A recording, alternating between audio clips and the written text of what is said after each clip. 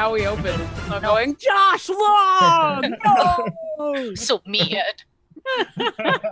Hello, Hi. viewers. Hello. Hello, everyone. Welcome to the Demonplague. I am your DM, James Intricasso. I go by he, him. Thank you very much to Josh Long for that auto failure for me. More on that in a second. But first, let's go around the table and introduce ourselves. Lauren, let's start with you. Hi, I'm Lauren Urban, Obo Crazy Online, she, her, and I am playing Gruk, the Eric Cooker rogue, who, as soon as she levels up, will be feeling a lot better about getting evasion, because right now she's got 2 hit points. Excellent. And Rudy Basto, who are you and who are you playing? I'm Rudy Basso. Oh, he, him. I am playing Rain Bowie, a human monk, also currently fried at the moment from a fireball. So, yep. But we're safe now, right? Bad guy teleported away. Mission accomplished, everyone. I did the right thing by punching her. And TK, who are you and who are you playing? It's me. TK, they, them, having a great time, and I am playing Isabel, the half-orc fighter.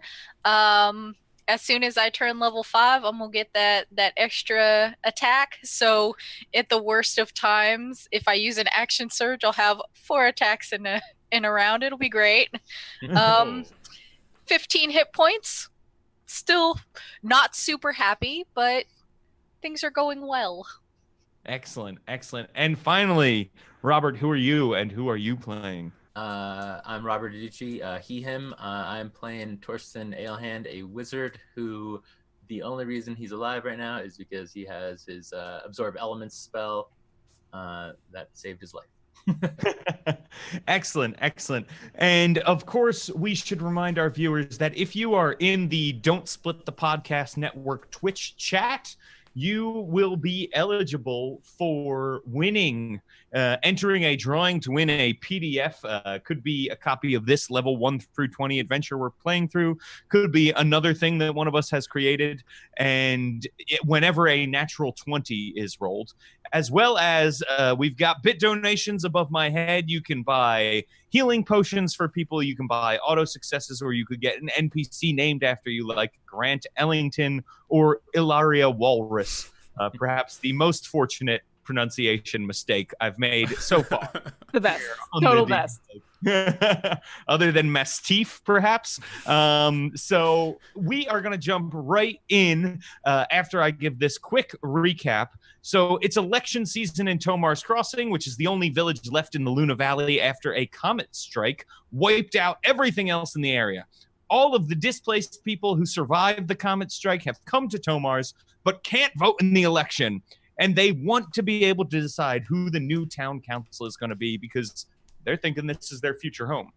One of the heroes of Fort Frostfell, which is our assembled player characters, Torsten Alehand, played by Robert, is running in the election. Refugee leaders have pledged their support to him if he can get the refugees the right to vote.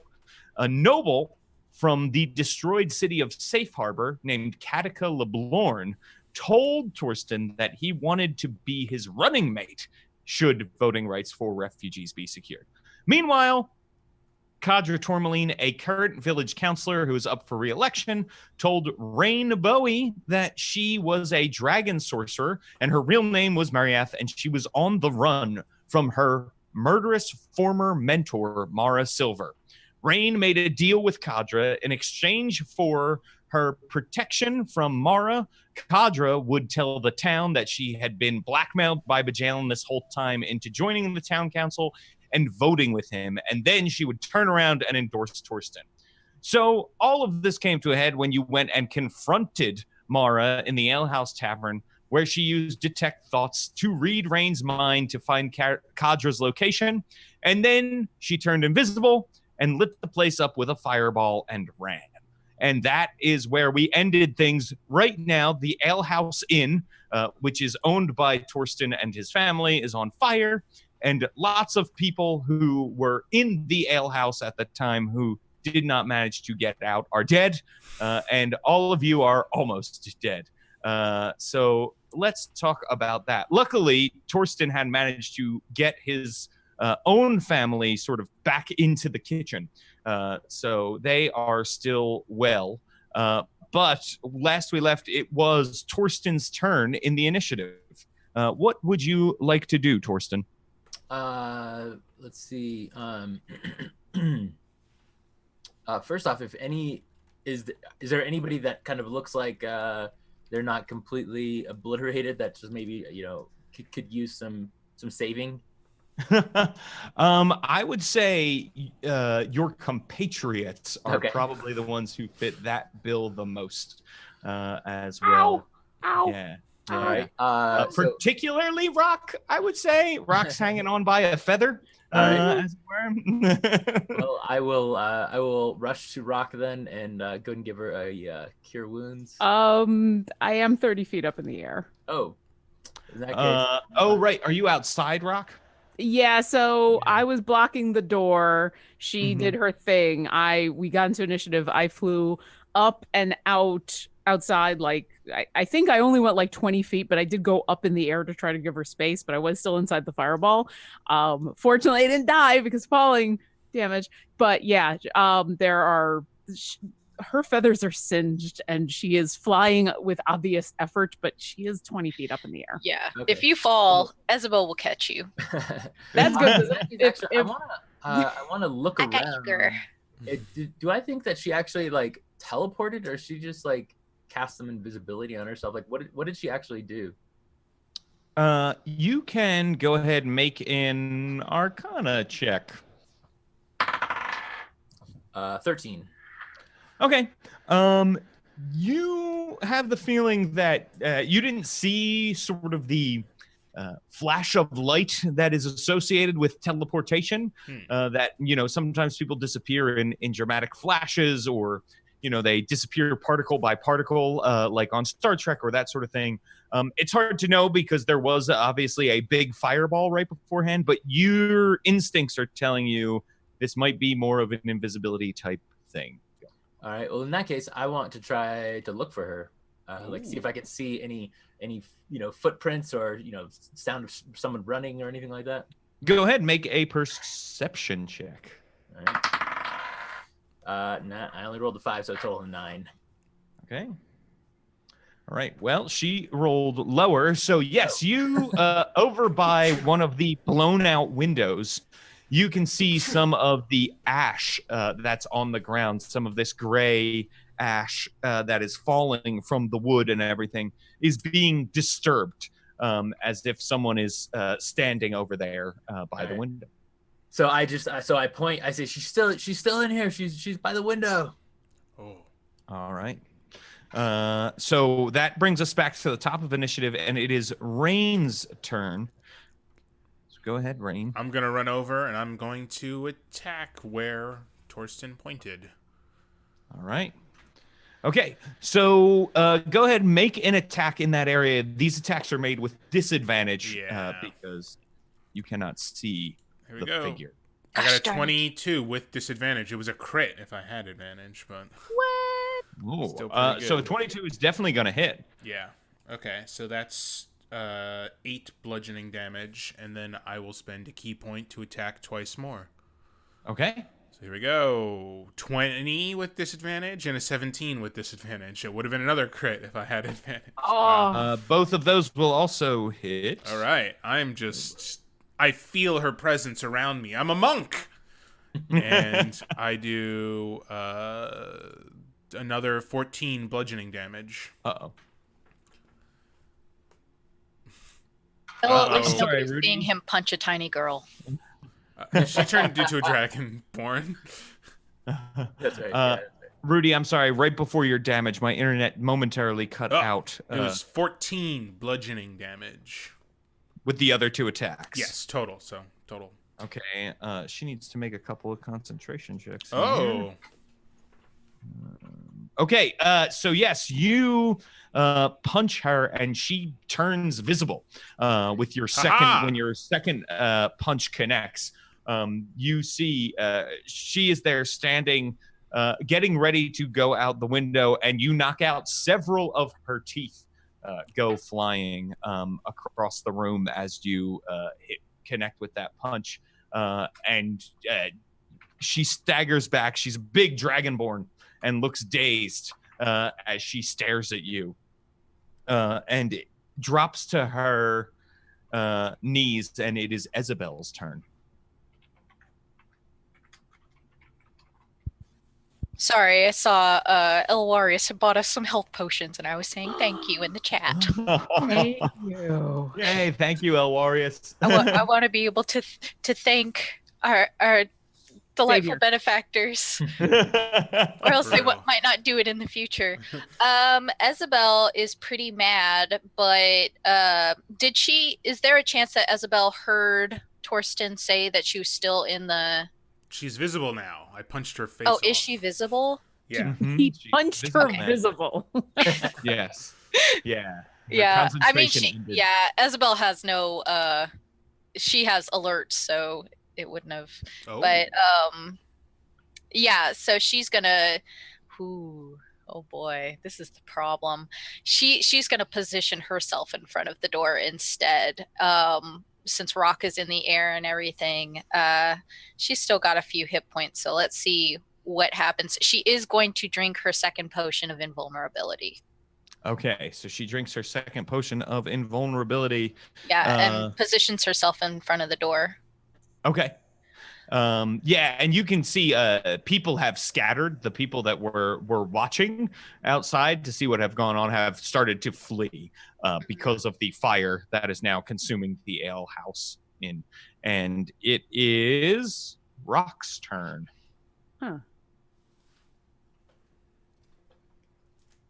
Instead, her audio just cut out, so maybe. Uh-oh. Lauren. Oh boy. Yeah. Oh, she's studying. Lauren. Gotcha. Oh, there. Lauren, you're back, right? Hello? Hey, there we go. Okay. Can you hear me? Yes. Okay. Sorry for all of a sudden everybody got super quiet. Isabel was making decisions and then I lost you. I'm sorry. What is it my turn? Yeah, Yes. yeah. I So just drank Isabel- my potion and stood in front of the door. Okay. Put herself in front of the door. So did the Dragonborn go back inside or is she outside the inn? The She's tavern? inside the inn. She's Okay. inside the tavern, yeah. Rock will fly down to the ground, kind of ow, and move over to where she can see this Dragonborn. Yeah, she's right in front of the window at this point. Okay. So through the flames that are now licking the building from the inside out, you can see her kneeling in front of a window. Okay. Does she look like she's kneeling in getting ready to do something, or does she look like she's kneeling in like might be giving up? You can make an insight check. Okay. She hasn't said anything so far. It's an 11. Yeah, you're not sure. Unsure of what she is. Okay. Doing. Well, then I'm gonna. Okay, so as a bonus action, I need her to make a deception check against my insight so that I can. Okay. That's much better. That's a 19. All right. She got like a 6, so Awesome. 13. Yeah. So I will get sneak attack. I know that I've got a friend right next to her, but just in case. Okay. Then I'm gonna shoot her. Nice. Okay.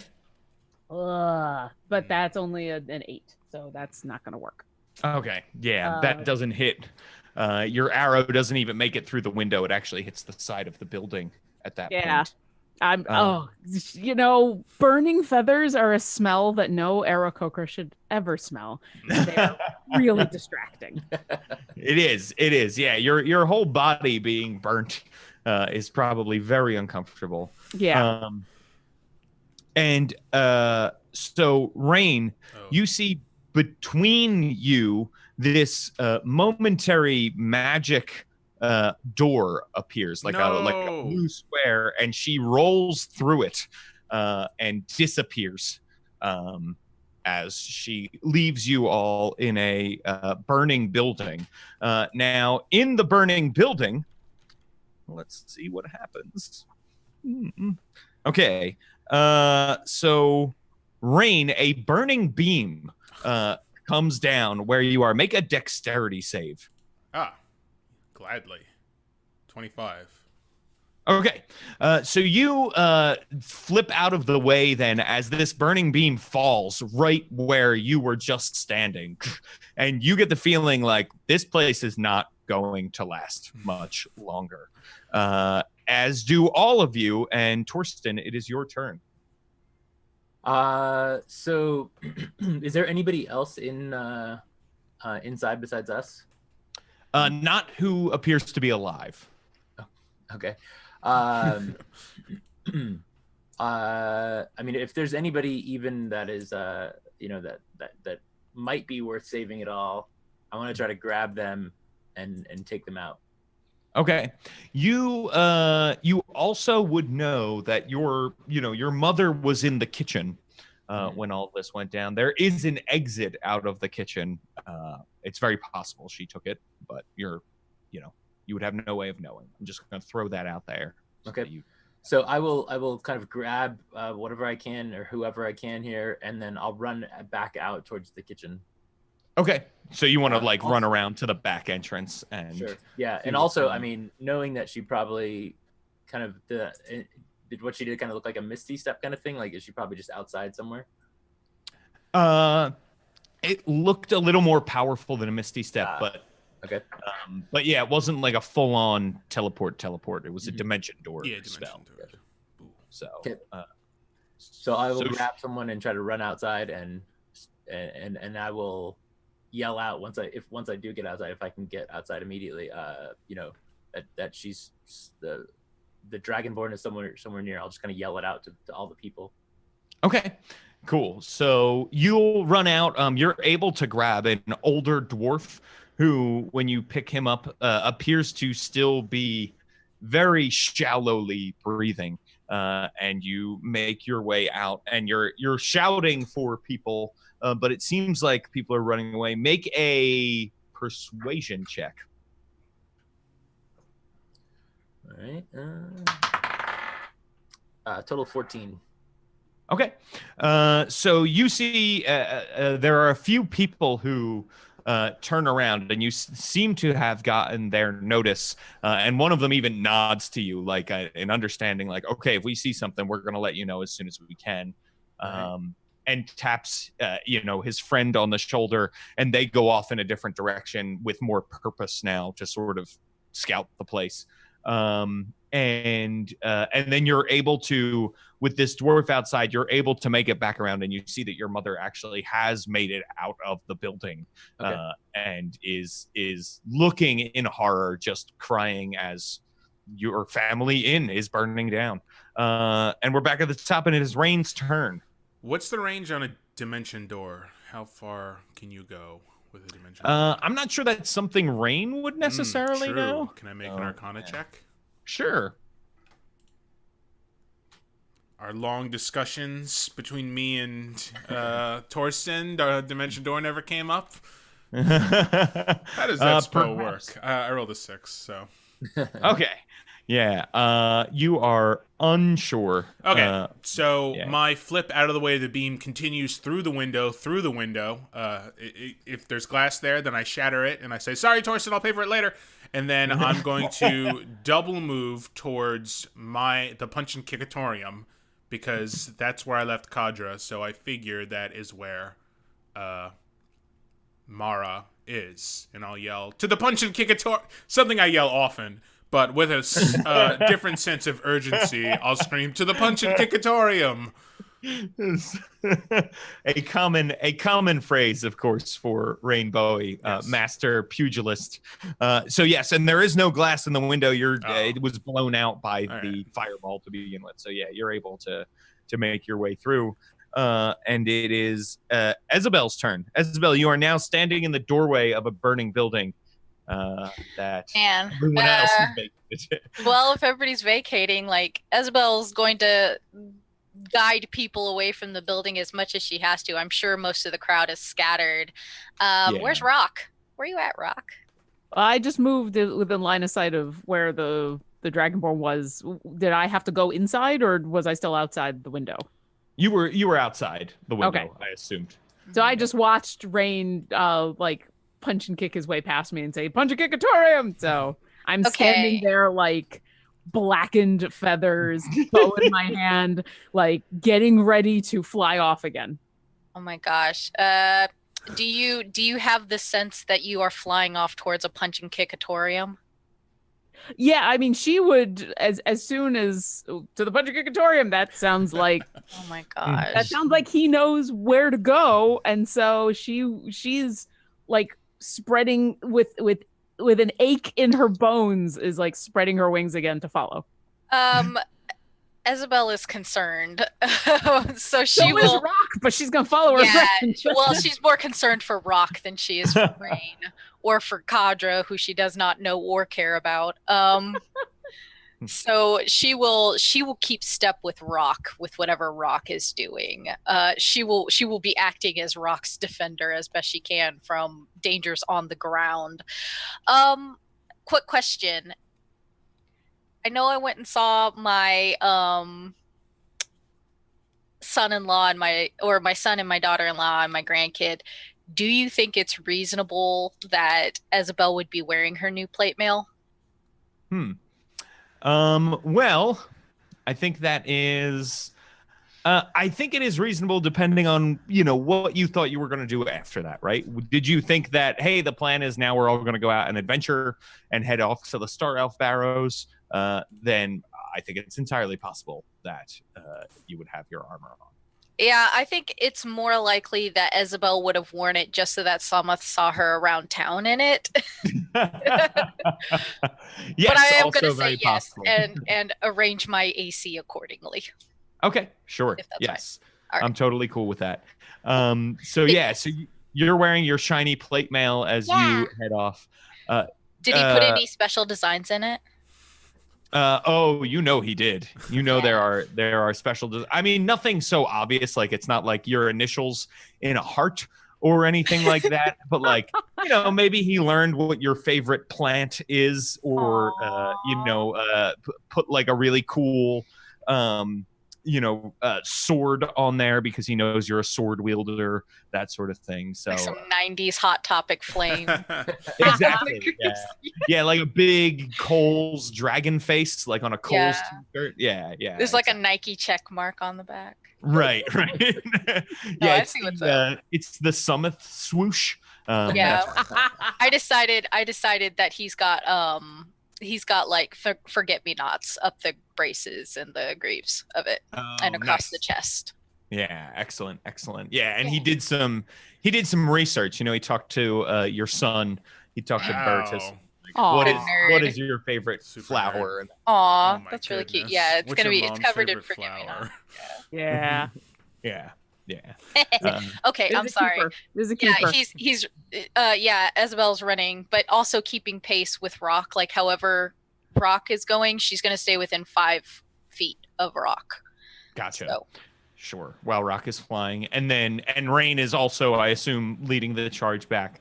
Yes. So then Torsten, that sort of leaves the question of what are you doing? You hear Rain yell to the Punch and Kickatorium from the other side of the house, and you can see Rock take to the skies and fly in the direction of the Punch and Kickatorium. Well, I first want to kind of try to help this guy, this dwarf that I've got. I'll cast a Cure Wounds on him. Okay. Or Spare the Dying. Sure. Out, just Spare the Dying. Okay. Yeah. You Spare the Dying. You see his breathing becomes normal, and his like after a moment, his eyes slowly come open, and when he sees you, he goes, "You have my vote." Nice. All right, and then I will. I mean, how bad does the inn look like? Is it toasted? Like, yeah, it looks like at this point, a big fireball like that has really made things pretty terrible for the inn, and it looks like this thing's gonna go any minute, probably collapse. All right. Well, I yell at some of the people nearby to just make sure that the nearby buildings don't go up in flames, and to make sure everyone's far enough away, but then I will rush after my companions. Yeah, and as you're running away, you can see some other members of your family are starting to form like a bucket chain and that sort of thing to keep the fire from spreading and see if it's possible to even salvage the building at this point. So you are all running in the direction of the punch and kick atorium and making your way there. I will say Rock will start to fly at her full speed, which is 50 feet. And then notice that Isabel is trying to keep pace. And my guess is Isabel, especially in plate armor, probably can't go 50 feet in a movement. I got little legs. Just let me. Well, but still, so Rock will slow down on the pretense of staying with the group, but will also appreciate probably like her aching wings not having to flap so hard. Yeah. Gotcha. So we're gonna move it 30 feet. I will keep pace with my friends instead of like zooming off ahead. Gotcha. Okay, yeah, that makes perfect sense. I would like to quaff a potion of healing while we are running. Do we all have? Oh my god! So we just what got happened? 2 from Elwarius gave us 2, so. And I don't think we used any like last session or anything. We've got quite we've got some rollovers. Yeah. So each of you should have at least 1 healing potion at this point. So I drink. I gain max 10 health. Okay, cool. I'm ready to punch a sorcerer more, or whatever she is. There are basic health potions to was it 2d? Yeah, 2d4 plus 2. Okay. And so you're all running, and you're able to sort of run as a group, and make your way there as you're quaffing your healing potions like a weird Gatorade commercial on your way there. And you get to the punch and kickatorium, and when you get there, you see that the doors of the punch and kickatorium have been blasted open, and Rain, your friend who owns the who owns the punch and kickatorium, his crispy body is lying there on the floor. Yeah, I'm upset. And you can hear a scream come from the top floor of the punch and kickatorium. I sprint up the stairs. All right. Do we hear the scream outside? Like if we're following him? Oh yeah. Everybody can hear that that scream. Is there a window Rock can just go straight towards and open instead of inside? Yeah, there probably would be a window. That is, when you get there, it's shuttered, and it's shuttered and closed from the inside. So you would need to have a way to open it from the outside. You could barrel through. You could use thieves' tools if you wanted to. That sort of thing. So. I would love a chance to use thieves' tools because the health potion got me up to 8. But I don't have. Yeah, can I take a quick action and try to unlock the window? Yeah, go ahead. And while you're unlocking that, Rain, you're running up the steps, and that's probably about the moment Torsten and Isabel also arrive. So go ahead, Rock. Let me know what you get. It's just a dexterity check with your proficiency bonus added for your thieves' tool. It is a 16. Okay. Yeah, you're able to catch the latch and flick it open. And so you, at the same time, you see Rain run up the steps into this room. You see Kadra is on the ground with her hands up, kind of in a defensive position. And this big dragonborn is standing over her. Rain, you obviously also see this. You see the back of the dragonborn as she approaches. Rain, you were just sort of sprinting right up the steps, right? There wasn't a stealthy approach or anything here. So I'm just going to keep the same initiative because it sort of works out. So Rain, you get to go first here. All right. I'm going to use Thor's flying cartwheel kick. In honor of Thor. Of my now dead friend, and try and defeat this sorcerer. Go for it. 25. Wow, I am rolling really well today. Okay, nice. So that's a big old hit as you come in with the kick. Roll me up some damage. 6 bludgeoning damage. Not rolling well on the damage factor, but that's okay. And then I will use my final key point, I'm pretty sure. And I will use Flurry of Blows and follow up with more legs and punches, arms and legs, just merciless. Another 25 and a 26. Nice. Okay, those hit. For a total of an additional 14 bludgeoning damage. So 20 Do total. you want to kill this dragonborn? I do, but also Kadra's right here. Maybe we can get more information. I don't know. She killed Thor. I'm gonna kill her. Yeah, I think so. Okay. So I'm going All right, tell me how it goes down. Tell me how it goes. Sure. She falls to her knees. I'm gonna tie plume her, which is you put your hands behind the back of the head of your opponent and flying knee her head off. Oh my god. So Rock, just as you open the window, that is when the head of this dragonborn flies out of it past you. Can I catch it? Sure. Yeah. Go ahead. Make a dexterity check. All right. Just check. Oh, that's a 21. Yo, it's so stylish. I come through the window and I'm like, douche. Yeah, I was gonna say it's definitely one-handed. It's a big one-handed catch as you grab this dragonborn. Probably like snout first too, as it's coming to you. Yeah. I look over at Rain and I just nod approvingly. And Torsten and Isabel, you come up the steps as you see the dragonborn head fly off and get caught by Rock. In time to see Kadra with a dagger actually buried in her midsection. And she is on the ground. She is breathing. She is conscious, but she is bleeding everywhere. And she looks at Rain and says, "Yeah, I thought you weren't going to make good on our deal." And then she passes out. I will rush to her when she does so and give her a cure wounds.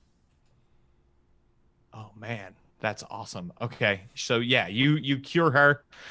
You see it. The knife pops out as her wound closes up, and you are able to go ahead and give her some good magic TLC, and her eyes flutter open again, and she says, I don't know what to say." And she looks at Rain and then she says, "I am sorry about your friend. That wouldn't have happened if it weren't for me." Sucks. Rock will walk up, not knowing what happened to his friend, and hand Rain the head of this dragonborn and say, "Do you like collecting these? This is yours, I think." Nice. That's awesome. And then Torsten, as soon as you know that, he just gets up and bolts back to the inn. Okay, yeah. So Torsten is just going from one charred place to another. Yeah. That is wrong. But there's another dragonborn. What's going on? The inn is on fire. We're gonna try to put it out. Okay. And Rock is gonna kind of, and then turn around and go back out the window and is gonna follow Torsten because all of her friends need help, and so she's gonna go. Nice. Isabel, what are Isabel's you not doing? running. She's gonna hang out at the punch and kickatorium, and in fact, if it's not burning too bad, she's gonna have a little sit down. Yeah. It doesn't actually look. It looks like maybe the punch and kickatorium got a little charred up, but the fire is out at this point in the building. She's a grandma, and it's like she's wearing plate armor now, and she's tired. Like, can we just? And you see Kadra and Rain having this weird emotional moment where Kadra feels guilty and wants to sort of, you can see she wants to say something but doesn't really know what to say, and Rain is also in pain, and your matchmaker sensibilities tell you like this is two people who care about each other who have also one of them has not necessarily directly, but or meaning to but one is in pain and the other feels responsible for it. The tension and the trauma, it's so delicious. And she'll actually take out like a little notepad and jot some notes like while she's looking at it, because she's also kind of thinking about writing romance novels on the side. Whichever one works out first. She's just like describing like the jewel tone eyes and things like that. She's just like, yes. I'm actually going to throw the head on the ground, then jump out the window and run to the woods. Oh, my hermit sensibilities. I need to be alone. Oh my gosh. Gotcha. And she'll jot down some more notes. She'll be like, he's so damaged. She had well, how does Kadra react to that? What's Kadra's face look like? Is she intrigued? Kadra is confused when Rain jumps out the window, and she like goes to the window, and then you say he's so damaged, and she looks back and she says, what are you doing here? When did you, how?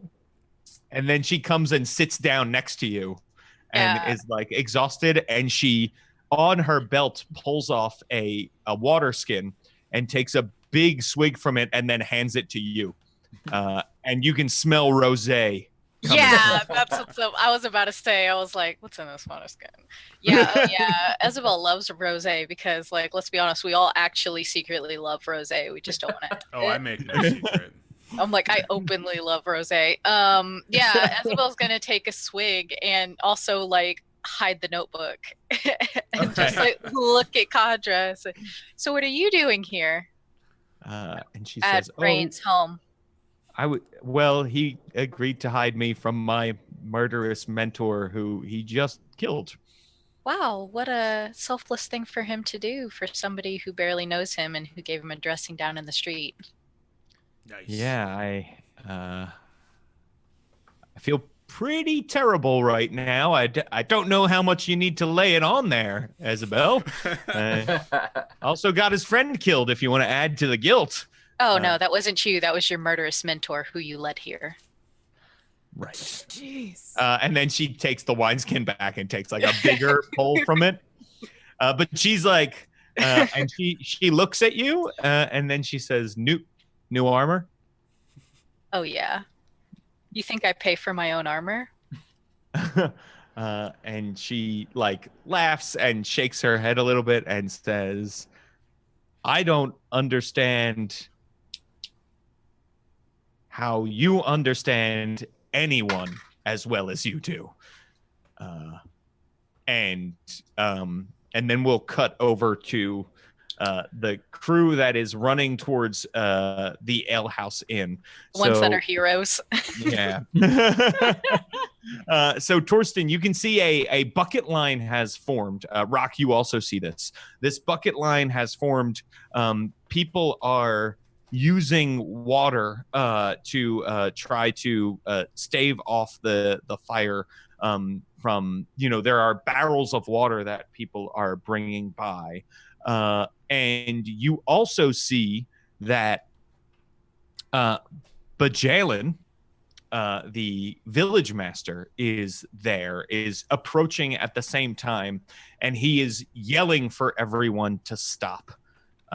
And is saying, we cannot waste water on something like this. We need all the water we can get. This building is not worth the trouble. And is moving forward, trying to convince people to do that. And you see a couple people getting out of this bucket line as they do that. Is that the truth? I mean, is water scarce right now? Even though it all just melted? Rock will be thinking, it falls from the sky. I don't understand why this is. So at the moment, yes, water is one of the things that is becoming more and more scarce in the valley. It's not nearly as scarce as food is. It is sort of one of those like, that's a problem for next month if we live that long, is sort of how it's been handled so far. So at the moment, it's not a huge issue. It's a small one. Okay.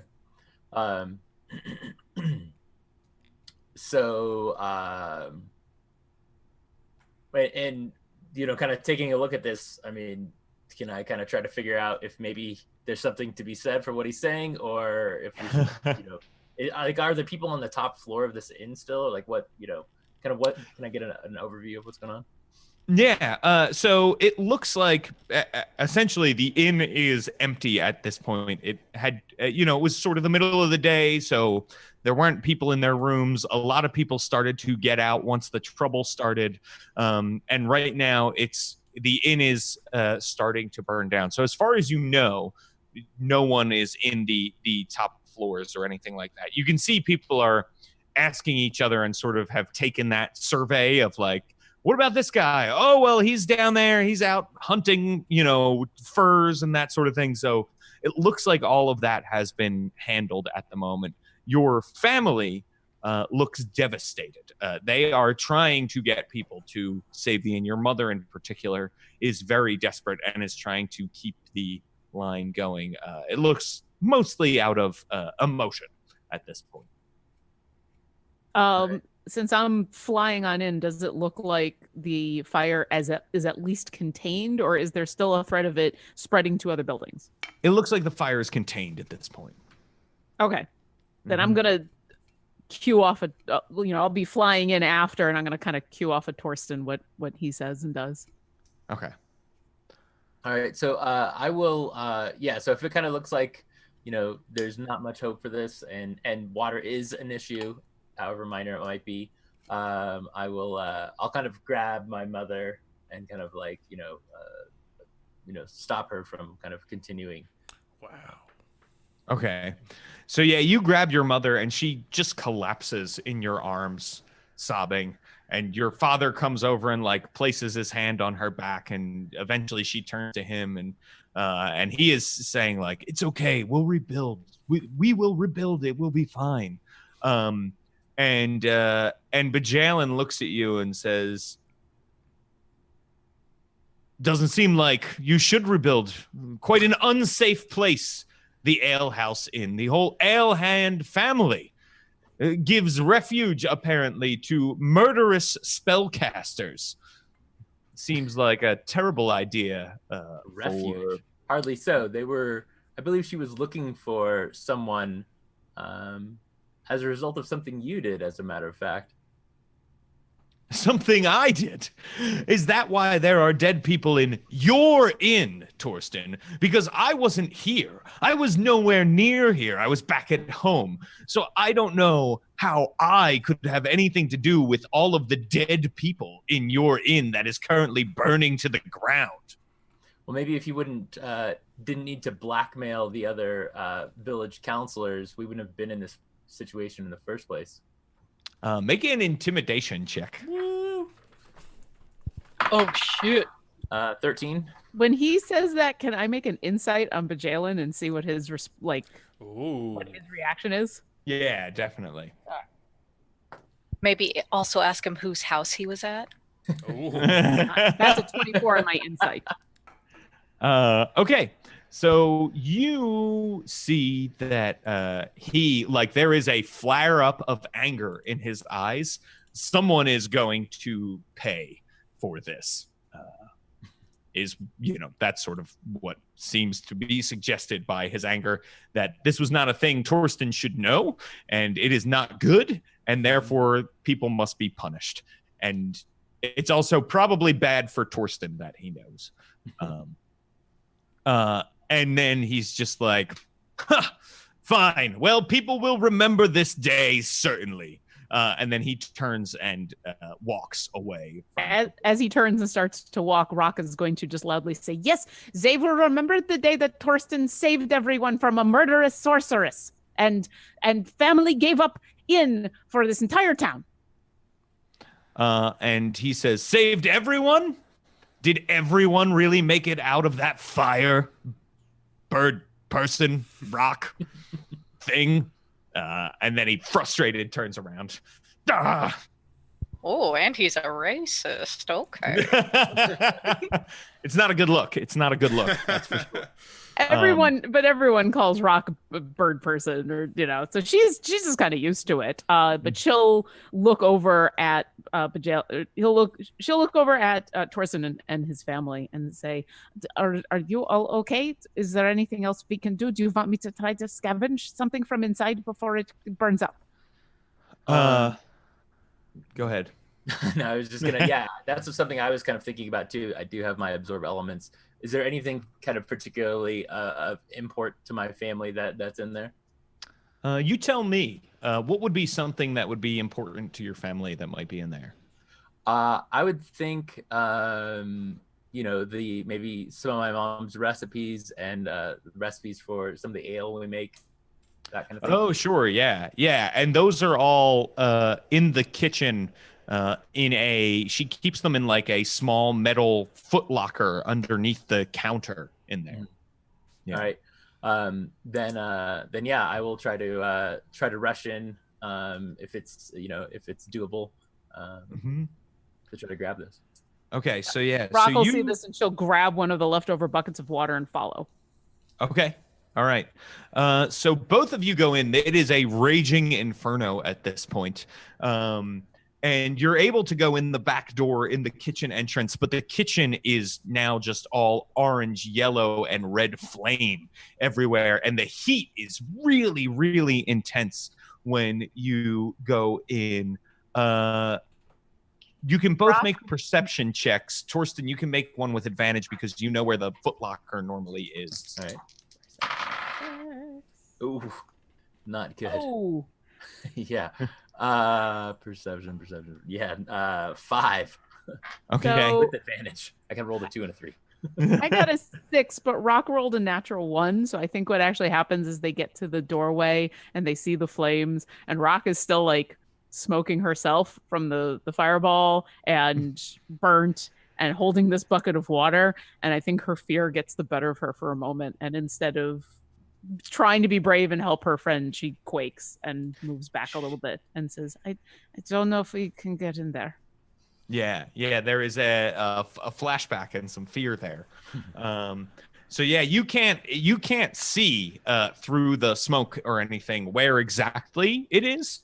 But Torsten, you know about the area where it could be if you wanted to sort of blunder blindly in. All right. I will do that. I will say a prayer to Eldath and bless myself and Rock, just in case she changes her mind, and I will rush in. Okay. And yeah. Do you go in, Rock? Does she go in? I will say you get inspiration, Torsten, for blindly going into the play. She'll watch Torsten rush in, and she'll take a moment and look at the bucket of water in her hand, and then like ineffectually throw it on, like toss it to like maybe clear a half a foot. Toss the bucket aside, and yeah, Gotcha. she'll go in and follow, but it'll take her a moment before she okay will. Yeah, so you go in there alone at first, Torsten. When you enter the area, you take 5 fire damage for being there like in the heat and everything. And go ahead and make me another perception check. All right. So I'm gonna go ahead and I'll take that. And this one's also with advantage, just for and a perception. I rolled a 20. Hey! Okay, so you rolled a 20, which means, Rudy, what do people need to enter in chat to win a PDF copy, to be entered to win a PDF copy of the Demonplague? !Turkey Day. All right, awesome. So if you enter !Turkey Day, you will be entered. You have to be in the Don't Split the Podcast Network chat to win a copy. At the end of this, we'll do a drawing with our bot, and you could win a copy of the Demonplague. So check that out. Meanwhile, you, Torsten, do see the box of recipes, this steel box that is lying there amid flames. Within a bunch of flames are around it, licking it and that sort of thing, but it looks like the box is intact. All right. As I rush over to it, is the stuff all around it? Like, do I think it's probably like super hot? Like, is it? Yeah. You would think that the box is definitely hot. Yeah. All right. Well, I will, kind of look to see if there's anything that's not on fire that I could use to wrap it. But also, even if I can't find anything, I will kind of go to grab it and cast absorb elements on myself as I kind of pick it up. Okay. So make me one more perception check. This is without advantage or anything, just to see if there's anything nearby. 14. Okay. Yeah, you see some dish rags nearby. You're able to grab them. You cast absorb elements on yourself. You pick this thing up, and you're carrying it out as Rock is entering the building. So Rock, as you begin to enter, you actually see Torsten already coming out. Torsten, you take another 11 fire damage on your way out, although you've cast absorb elements. So. So Rock, it's up to you whether you want to go in there or not, seeing him coming. So that'll be 5 fire damage, which will take me out.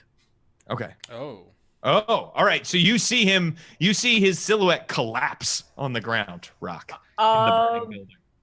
That would remove any hesitation, and she will rush forward and grab him and try to pull him back out. Okay, so you're able to get in there and grab him. Do you also go for, you see a box nearby that he was trying to grab? I don't know if I would, I know what he's going for, but I don't know if I would know what it would look like. And I think in her panic, she probably would just be grab him, get out. Gotcha. So okay. She's just going to grab him. And if he's still holding it, maybe it'll come with. But yeah, she's just grabbing him. Gotcha. All right. Robert, pick me a high or low number. Oh, jeez. High. Okay. All right. Yeah, the box does not come with Torsten. However, Rock, you take 3 fire damage on your way out of the building. And it collapses behind you. This is a cool guys don't look at explosions type moment where you've got Torsten slung over your shoulder and you're coming out, and the whole building comes down behind you. And there is dust and ash and fire everywhere. And somewhere off in the woods, Rain Bowie hears the collapse of this building and can see smoke coming up from the town of Tomar's Crossing. What are you doing, Rain? Rain is having a very Footloose moment, but with more breaking things. Just running through the woods and kicking and punching trees, thinking about Thor, his closest friend, when he came out of the woods, gave him a job, gave him a place to stay, introduced him to the Alehand family that got him a better job.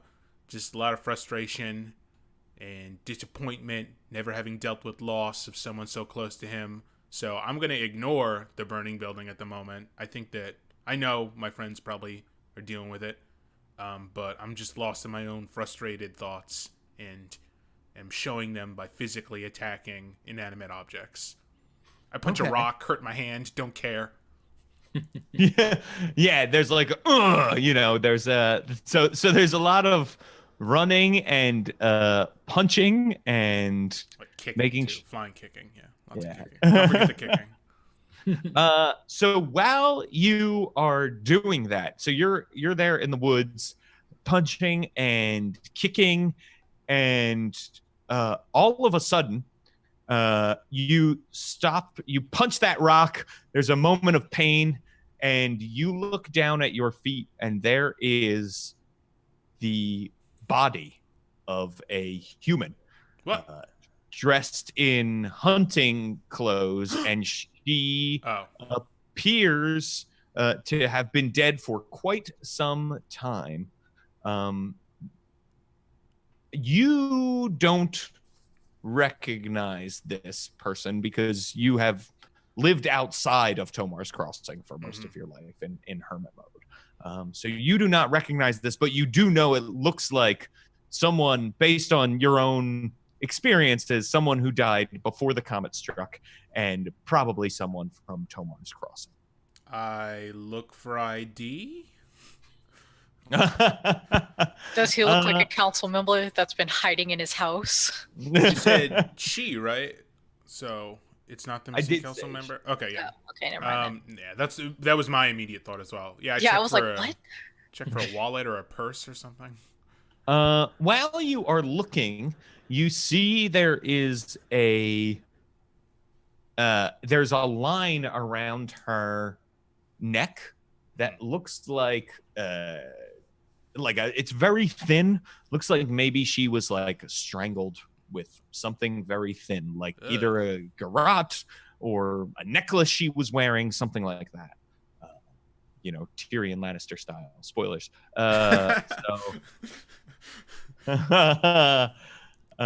No ID. I was joking, but also kind of serious. There's no. There is no ID.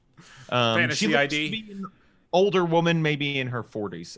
So no, nothing in particular about her says. Has she been looted of anything of value? Is she just wearing clothes and that's it? It does look like she's wearing hunting clothes, and yeah, anything else has been taken from her. Well, this has distracted me to the point where I can focus on this and think of this instead of my dead friend. So, I don't want to just lug a dit. Is there like a kind of wrapper in something, or I don't know? I guess probably not. Be the weirdo coming with a dead body out of the woods, but maybe someone else knows who she is. Does she look important? I don't know. She just looks like a hunter.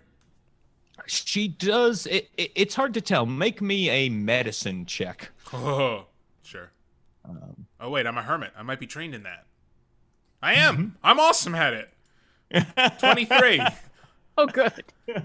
Yeah, so you start. You're like a forensic lab tech now, and you're able to tell like.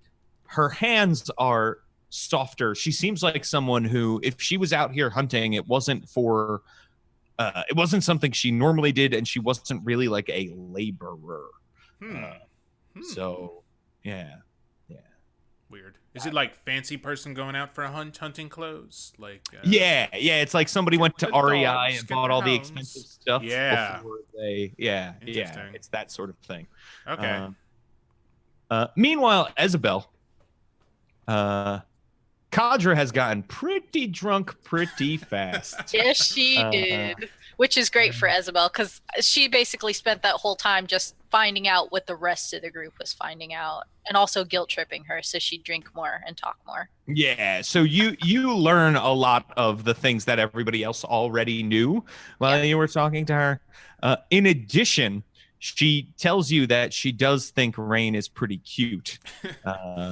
And she thinks that the dragon head was actually a really nice gesture, but she also says like, what am I gonna do with the dragon head? This is such an impractical gift. It's like, it's kind of weird. It's kind of like, it's a nice gesture, but it's not. I don't need a dragon head. Men are such idiots sometimes. Oh yeah, and like Isabel's like got her arm around her now. She's just like, and he wasn't thinking, and how men can be. They want to get you giant teddy bears. They want to get you necklaces with hearts on it. Who's gonna wear that? Who's gonna wear that year round? No one. No one's gonna wear that. You only wear that for dates so that they can see you wear it. I mean, I understand. This is what you need to do. And I know it seems insensitive, but you need to get Palmine on this and go ahead and just harvest the horns off of it. And then, when it starts to just toss it in the woods, it'll be fine.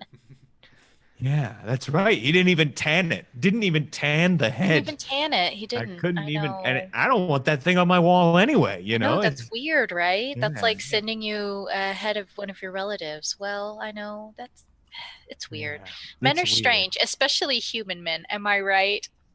It's like she's trying to like play on that 132nd Cherokee. Yeah. So her main concern with Kadra has been like, why? How did she find you?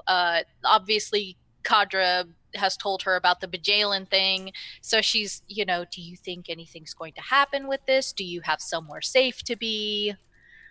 Some of it is business, like actual seriousness. Gotcha. And she says, I think I am safe now. It's weird. I should be happy, but I'm not because Thor is dead. Well, sweetie, nobody really knew who Thor was. What was Thor's last name, hun? Is Kick and Punch? Is it? No. Are you sure? I don't think so. I think it's okay. I think that by episode 13 we'll have forgotten. It's fine. Never. Isabel's drunk. Every action, every attack is Thor's punch going forward for me. Thor's kick. Thor's roundhouse kick. Thor's shadow kick. Who knew this was the magical rosé that let you see through the fourth wall? Drunk. Anyway, no, I mean, I'm sure that she's like really sad about it and stuff, but like Isabel and I share a lot in common where we're like, okay, like you need to stop crying. Like this is and she'll hand her a handkerchief and do you think you can go home? Will you be safe at home? I think so, but shouldn't I should like clean up around here or something, right? I should do something nice for Rain. I should do something nice. I think, and this is just me, not particularly close to Rain or anything, just an outsider looking in on somebody who may have gotten his friend killed or something. Maybe let the cops clean up. She like nods and she says, have you ever cleaned up a crime scene before? No. Okay. No, What special skills can you bring to the table right now relating to this? I can do magic. Oh yeah, you can do magic. Okay. Yeah. Shh. Nobody's supposed to know. Okay, so that is something that you can do and you're not going to do then. Okay. Right. Okay. What special skills as a council member can you bring to the table right now? Well, I did tell Rain that I would endorse Torsten and tell everybody that Bajalin blackmailed me. Okay, and do you think you're definitely going to be okay now that this lady is gone? And you think Bajalin knows this lady is gone? I think so. It's probably look at what she did. Yeah, she set a lot of stuff on fire, huh? She did a great job. I mean, not good, but it was terrifying, yes. And she says, "Yeah, that was my mentor. She was like a mother figure to me." And then turns around and looks at the headless body, and she starts to cry and like collapses into your lap, like puts her head in your lap and starts crying a bunch. Okay, do I get feeling? May I roll insight and see if she's feeling nauseous at this point from this rosé? Oh, sure. Because her head is now below her stomach in this prone position, and I don't want her acid refluxing onto my new plate mail. Answering the hard questions here. I don't want her to puke on my new stuff. That's good. That's not gonna be good. Oh no. Then again, how hard is it to tell a drunk person is about? I'm actually going to use one of my auto fails for this. I absolutely, because I rolled like a 2 and I have like a +1. So there you go. Absolutely. So, if there's a time to take an auto fail. You're thinking it's totally fine, just as you feel your new boots fill with vomit. And she is puking now. And we will go Perfect. back over to the inn that has burned down, where Torsten is waking up and sees Isperl, the town priest of Eldath, who is healing you. Oh, thank all the gods, because Rock didn't have any way of healing you. The Rock was Rock pulled you out and then patted you out of the fire and then freaked out that she had nothing and probably ill.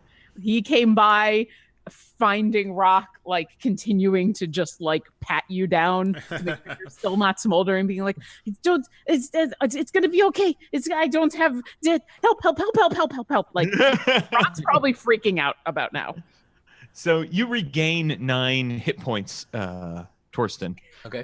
When Ispril casts Cure Wounds on you, and he is looking into your eyes, and it's like, okay, it's gonna be all right. It's gonna be fine, and helps you up, and now you can see the burnt remains of your family home smoldering in front of you. I mean, it's not that long since you have been unconscious, so it's still raging pretty much, but it's all now level and down on the ground.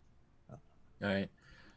So kind of thinking about, maybe having some weird, unconscious dream, I just kind of look around and I say,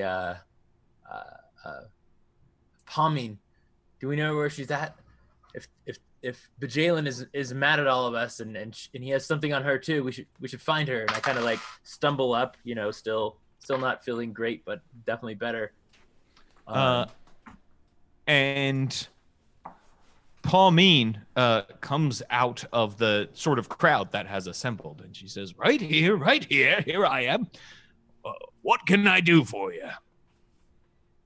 And I kind of, I'll approach her and I just say, I just wanted to make sure that you're safe. I heard that Bajalin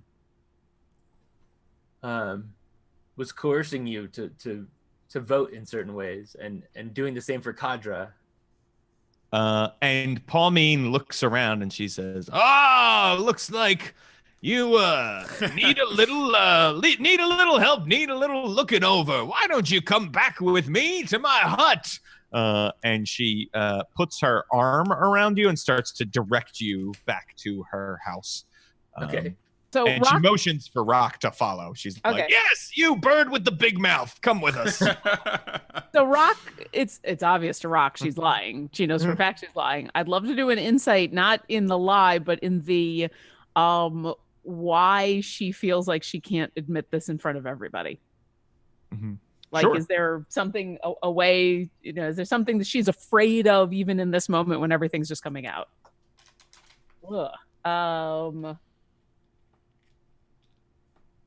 So I rolled really bad, but I do get to treat all 7s so I rolled a 2, but I get to treat any 7 or lower on an insight check as an 8, which means I actually get a 14.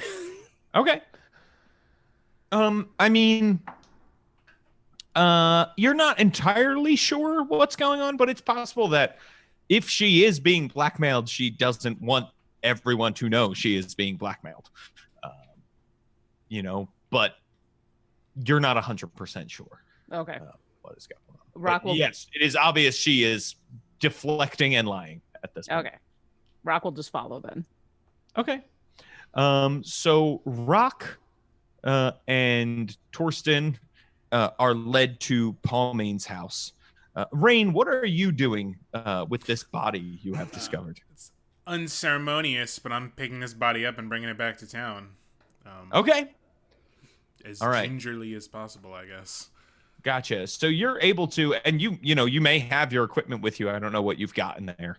If there's something that can. Where's the damn rug now? Where's the rug?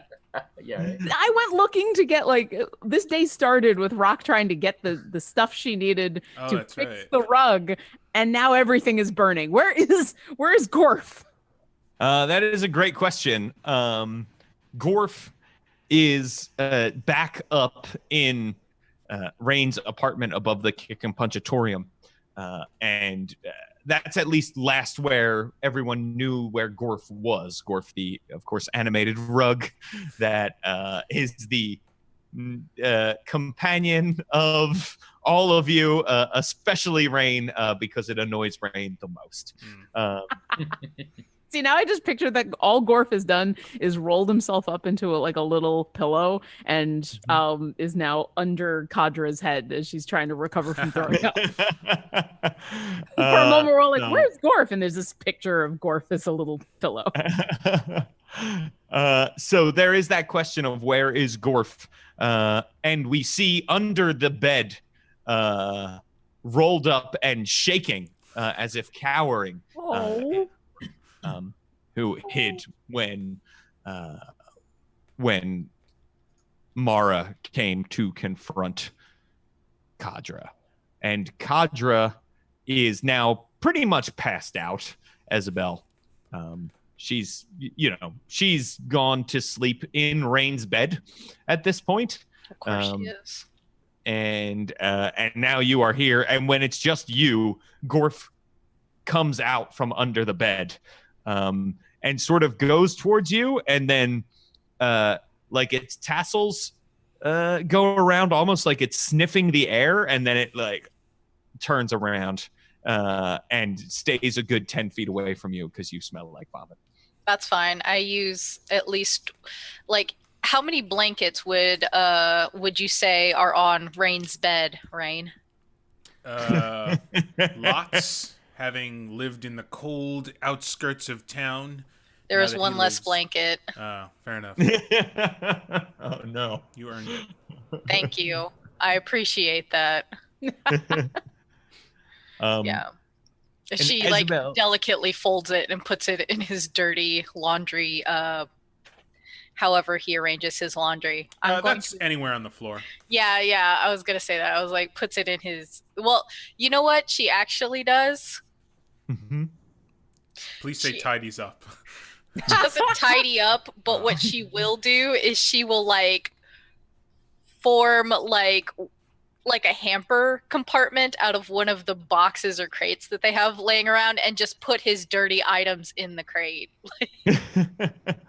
That's awesome. A new concept to Rain, but one he will make sure to utilize in the future. Yeah, she's not going to like clean anything. She's just going to be like, I just want you to know how, like, I noticed how filthy your house was.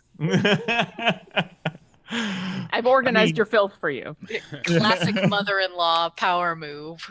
And you're as you're doing that, you see out the window Rain walking back into town, gingerly carrying a large, heavy corpse in his arms, making his way back up through town. Oh no. Okay. And you see when Gorf sees that, Gorf starts heading down the stairs to go meet Rain in the street like an excited dog. See, this is my problem, is that, like, we have... Okay, so Rain already got singled out by the populace for almost punching a 16-year-old girl. He is now walking back into town carrying a woman's dead body while his rug with an evil god symbol still on it rushes out to meet him happily. Well, it's when you put it that way, it sounds terrible. Yes, it does sound terrible, Dungeon Master. It does. This is a bad situation. It's going to be fine. Saved It's the fine. town, okay? Yeah. She's gonna go ahead and like go down to the gym and like close the door, but not like lock it or anything. Just make it like, ooh, don't want to be seen here. So the door, when you get there, like the door has been blown off the hinges by Cool. some sort That's of magical neat. explosion. Okay. So you could like try to gingerly place it back. Before that, how long has it been since Thor died? Maybe all of an hour and a half or so. Okay, so it's been an hour and a half. Do I think it's weird that, like, are there town guards around, like, looking around or anything? Like, do I think it's weird that they're not, or? So Tomar's Crossing doesn't have the world's biggest town guard because they were a village of 150. Okay. And so you would assume they're all still at that big fire that was there. Okay. Yeah. But, like, nobody's noticed that, like, the punch and kickatorium has been... Yeah, attacked? it doesn't look like, well, it doesn't look like the punch and kickatorium has not been a hop in business since the comet struck. Oh, yeah? And yeah. So Not too many people bringing their 8-year-olds for their. right, exactly. And a lot of people, when the attack started on the inn, either went to the inn to help with the fire or ran back home and shut themselves inside. So Okay. nobody has been around since. Yeah. Well, in that case, then I will very frantically like wave him over, like, please get this dead body out of the middle of the street and put it next to this other dead body that nobody knows about yet. So there you go. You see Isabel, Rain, motioning for you to come in. Yeah, I mean, I wasn't planning on bringing a dead body into the middle of the town. I figured we could possibly use this for some sort of political move. Maybe this is someone important. She looks important. Maybe I bet Vajalin killed her. That's my guess. No. I'm gonna say that now. You recognize the body, Isabel. You've lived in Tomar's Crossing for 2 years. I should think I would. Yeah. Yeah, and so you Look, I found this dead body, and I waved at Cool. you. Please. Who's this? Do you know this person? Halloween animatronic. It's Weekend at Bernie's. Yeah. Them bones. You recognize this as Resin Fergon. Okay. I'm gonna need you to drop that in the back chat. Yes, in the back channels of our secret conversations. Which is mostly just all of us going, how do you spell this? Please. Right, Other yeah. thing. How much gold do we have? So Resin is actually a former council member. Oh, okay. And Resin was so Kadra took Resin's seat because Resin went on a hunting trip where she was beset by goblins. She was on a hunting trip with Kalinus Birthwitch, who is the other hunter, the town council member who is a hunter. Yeah, that he had taken her out, and apparently it was sort of supposed to be a thing that they were doing together, like a bonding activity, a team builder almost, if you will, getting to know each other. They were the story goes that they were beset by goblins and she was killed, and then he had to leave her behind to save his own life. So that was the story that was told. Okay, and this happened a few months ago? Yeah, before the melt. So it was probably months, like 4 or 5 months ago. Yeah. Okay, so between that knowledge, this body, and the gossip that I learned from my daughter earlier in the day, can I put together like how long he's supposedly been on a hunting trip and whether or not that's where that is in the timeline of her death? Sure. Well, you know that one of the things you learned about him last time was that he has not been hunting for a long time and has been closed up in his house for a while, sort of since this trip. And he only lets his dog out? His Mastiff? Yeah, his Mastiff. So she's supposedly killed by goblins. Rain, do you tell me how she supposedly died? Yeah, I tell you about the neck okay. that got roped. Okay. Goblins are real short. So Isabel's going to tell Rain what she knows about how she supposedly died, and maybe the two of them can look at this body together and say, wow, that's weird that a goblin would choose to garrote a 40-year-old grown woman as opposed to hacking at her with axes or hacking at her with swords. Goblins not known for their subtle assassination it's really weird. And then leaving her on the side of the road. I guarantee it was Bajalin. We should go arrest him. You're a guard, right? And there are no other wounds on the body that would, there's no arrow wounds or stab wounds or anything like that. Did the other council member say this stuff in public that he had to escape because of the goblins? Or sure, it was big news when he did return from the. So she probably had like a funeral and everything. Yeah. Yes. Yeah, they did down at the Temple of Eldath. Yeah, she's noble, so like everybody knows what supposedly happened to her then. Right. Yeah, because she was a council member, right? So that's a big deal. when that happened. But So it was she- 150 people in this sleepy little town, right? And Yeah. goblin attacks are not wholly uncommon. You have probably, Tomar's Crossing over the years has lost more than one person to goblin attacks. Well, we've got all these bandit gangs, so I'm not surprised. It's weird, like, and Isabel will like look at her too and be like, it's kind of weird that if she was murdered, that she's just left by the road too. Yeah, that's a good point. Well, maybe this was pre-melt, right? So maybe they buried her in the snow and the snow melted. And Yeah, that would explain why she doesn't have any like middle of animal nowhere. bites or anything. Oh yeah, like it's that another good on her. point. Yeah. Yeah.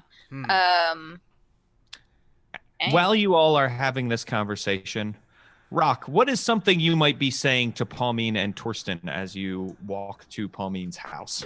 To be honest, once Rock kind of did that little insight check, and if she's helping Torsten along, Rock would be quiet. She would just kind of follow. And I mean, she's in a way she's a blabbermouth, but she's not dumb. She just has no charisma. So it's not that she doesn't know when to be smart. It's that she often doesn't know how to say the right thing. So yeah, she would just be kind of quiet.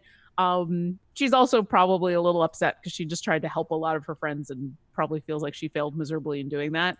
So yeah, she'd just be following behind until they reach wherever they'd go. So while you all are talking, she does say, or while you all are walking, she does say to you, what happened to my zombie rats that I had asked you to procure for me? I'm wondering, I heard that you found some, but you left them in the fort. Is that correct? Yes, there are some under the big bell things in Fort Kickass. We didn't feel comfortable grabbing them after we were told that they might be diseased. So we left them there. But I thought we told you that we did that and you can just go get them.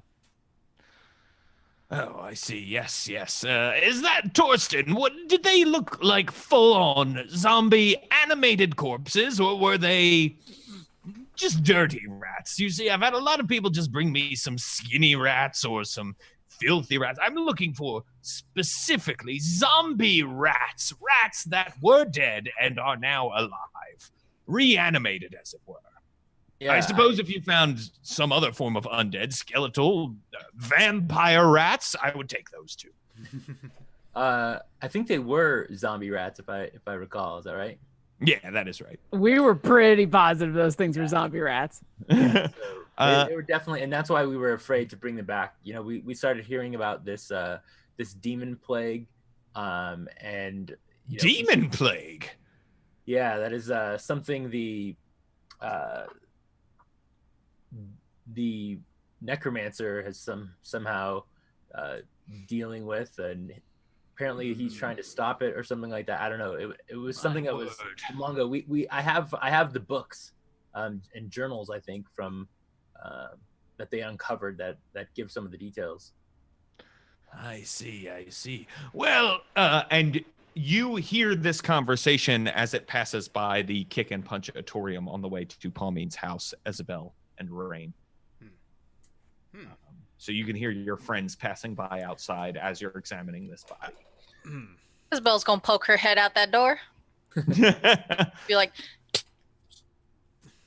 oh, and then yes. see Palmine and be like, you in here now.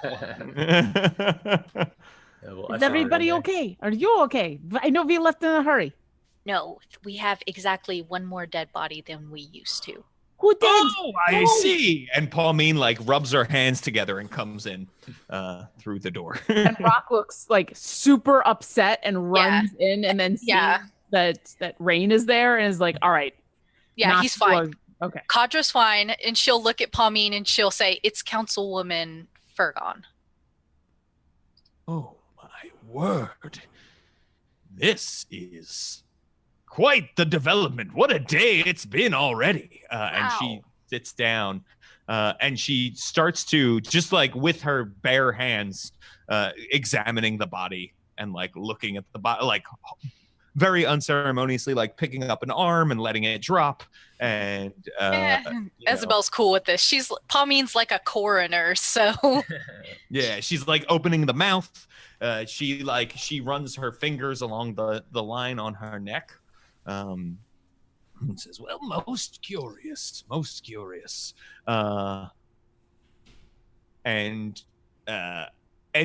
as she's talking, sort of fills in everybody on what is already known, just so everyone is on the same page about, like, well, if she was killed by goblins, why would they strangle her?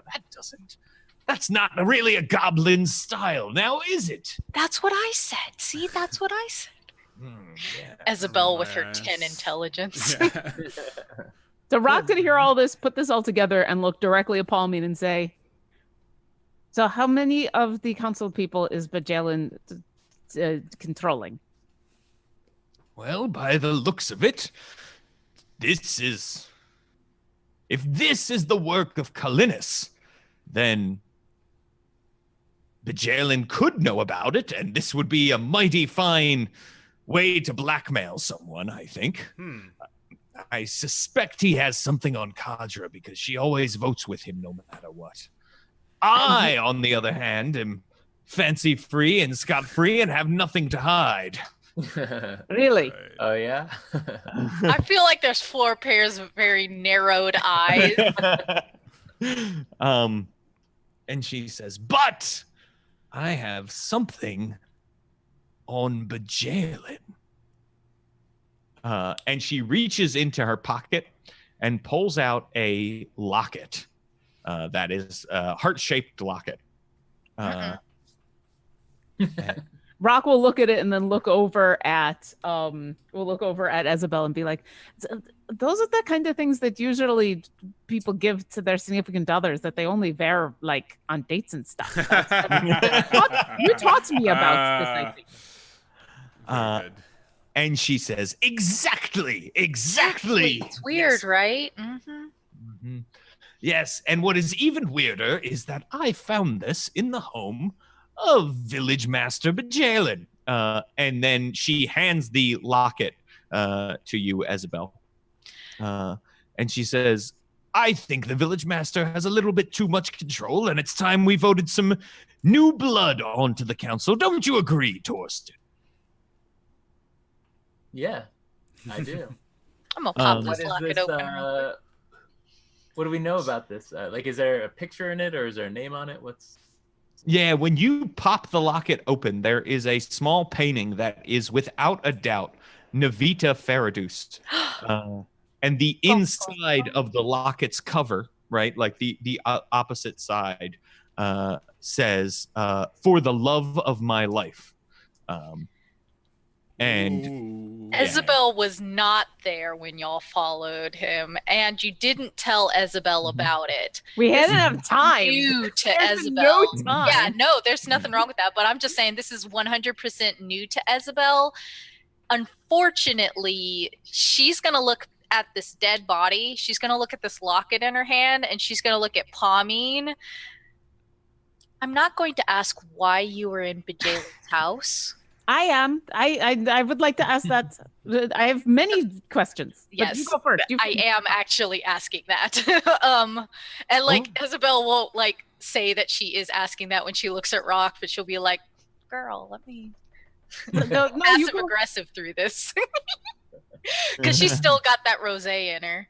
I will ask why your first reaction to seeing your colleague's dead body was to convince us to vote with you.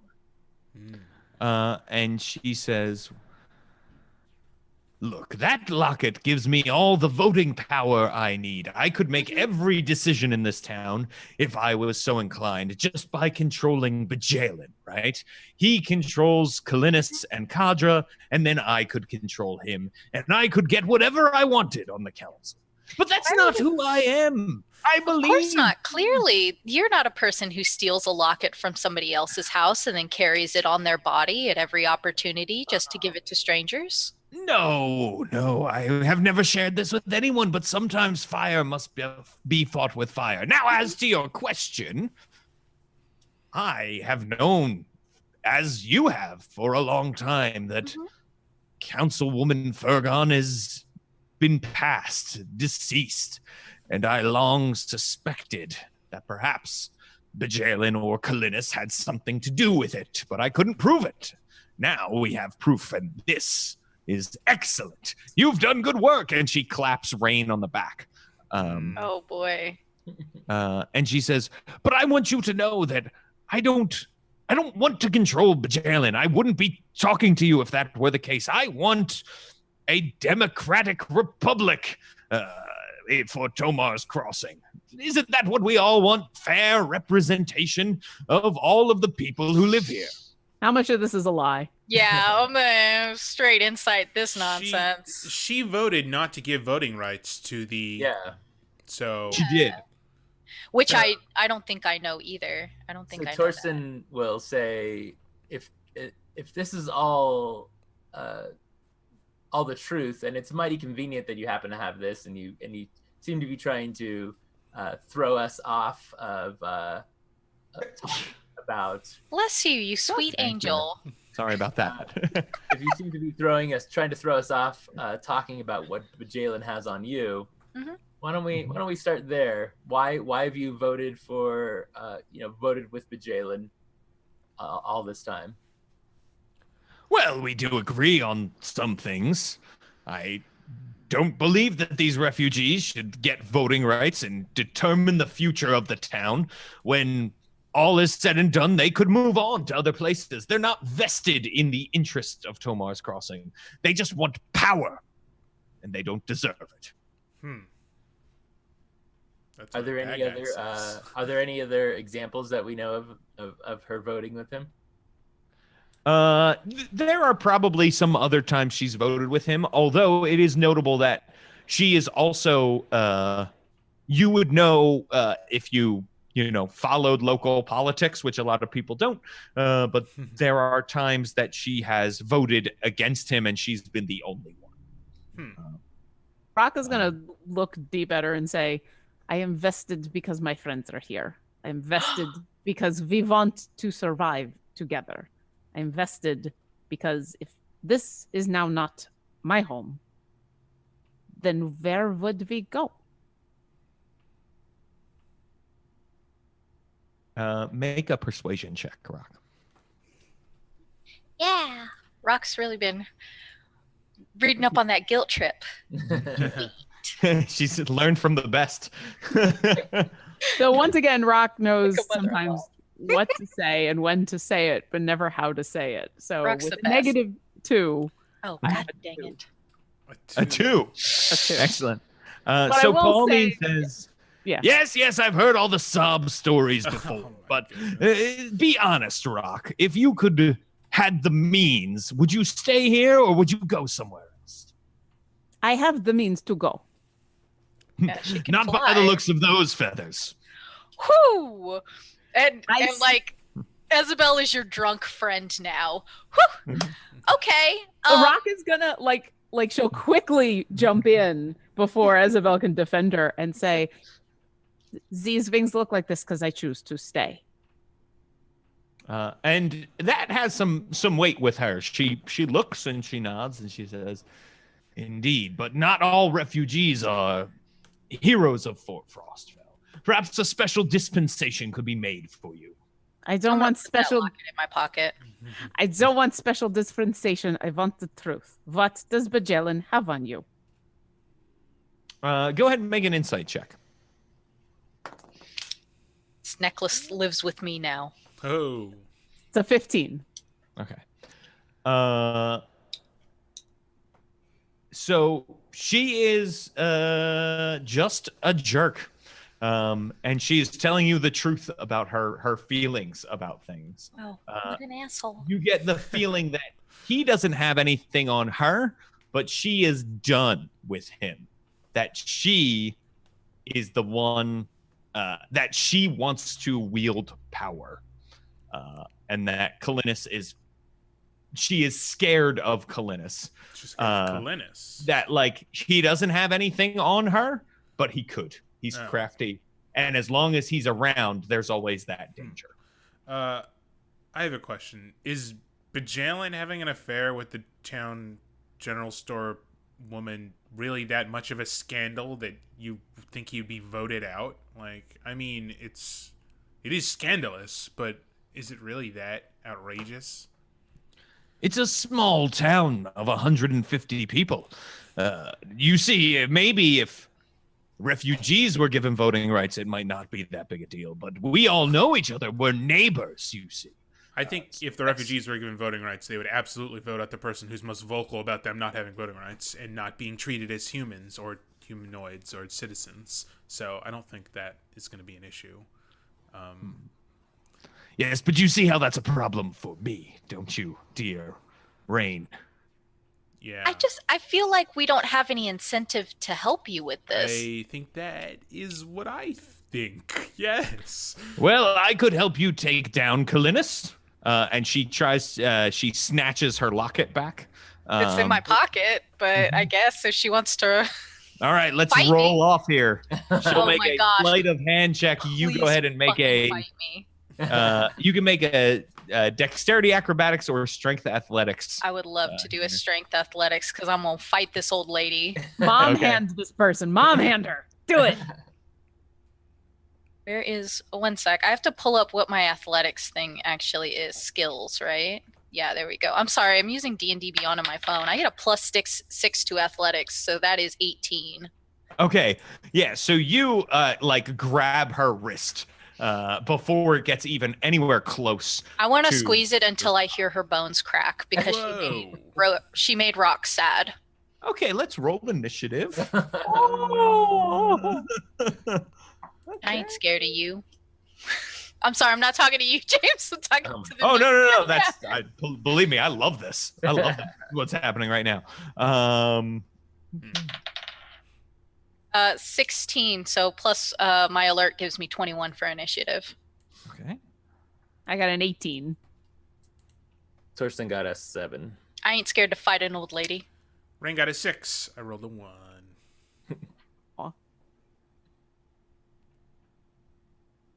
Also, I'm sorry in advance, everyone. It's all right. But I'm also not sorry, and I'm not afraid to fight an old lady with absurd druid powers. You are technically an old lady yourself, so it works out. It all balances. A bitty fight. Isabel, you're going first.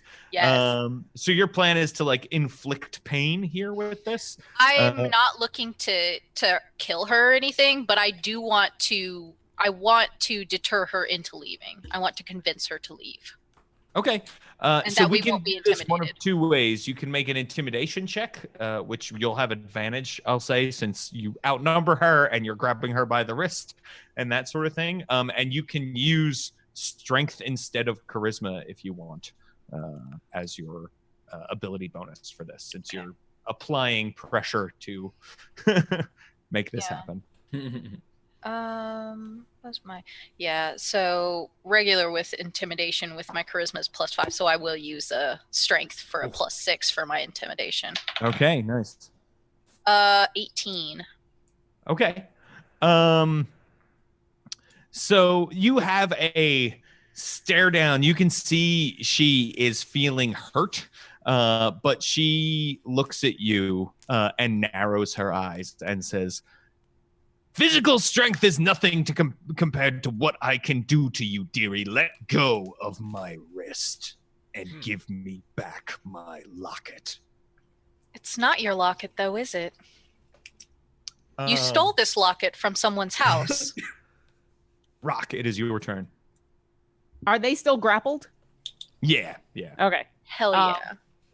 Unless you want to let go, Isabel. No. Oh, but old lady.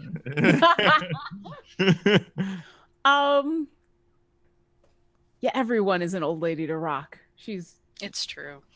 That's not gonna end. She knows some badass old ladies. So old does not necessarily mean that's gonna stop Rock from doing anything.